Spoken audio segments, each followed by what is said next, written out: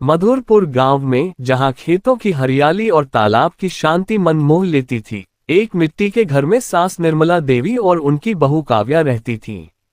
निर्मला गांव की पंचायत में सम्मानित और दयालु स्वभाव की महिला थी, मगर घर में उनकी चुप्पी काव्या को परेशान करती थी। काव्या, जो एक स्कूल टीचर थी, अपनी जीवंत और उत्साही प्रकृति के लिए जानी जाती थी, लेकिन निर्मला की खामोशी उसे लगता था कि सास उसे पसंद नहीं करती। घर में निर्मला का बेटा और काव्या का पति अजय, जो एक व्यापारी था, अक्सर काम के सिलसिले में बाहर रहता था, जिससे सास बहू को एक दूसरे का साथ निभाना पड़ता था। गांव में एक पुरानी परंपरा थी, हर साल बसंत पंचमी पर तालाब के किनारे सुरमई मेला लगता, जहां लोग अपनी मनोकामनाएं लिखकर कागज की नाव में तालाब में बहाते। काव्या ने सोचा कि ये मौका सास के दिल को समझने का हो सकता है।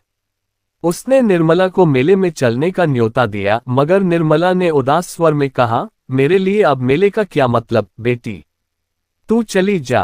काव्या ने हार नहीं मानी। उसने मेले से एक छोटी सी मिट्टी की मूर्ति लाकर निर्मला को दी और कहा, माँ जी, ये आपके लिए। निर्मला ने मूर्ति को देखा, वो एक माँ बेटी की मूर्ति थी, और चुपचाप उसे अपने कमरे में रख लिया।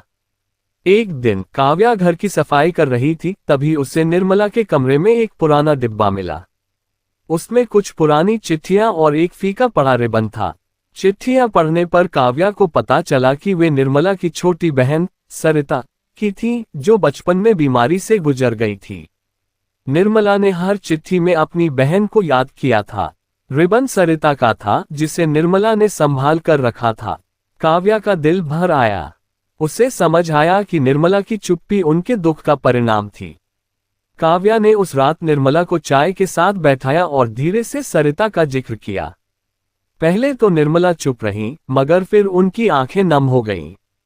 उन्होंने बताया, सरिता मेरी छोटी बहन थी, मेरी दोस्त। उसकी मृत्यु के बाद मैंने अपने दिल को बंद कर लिया।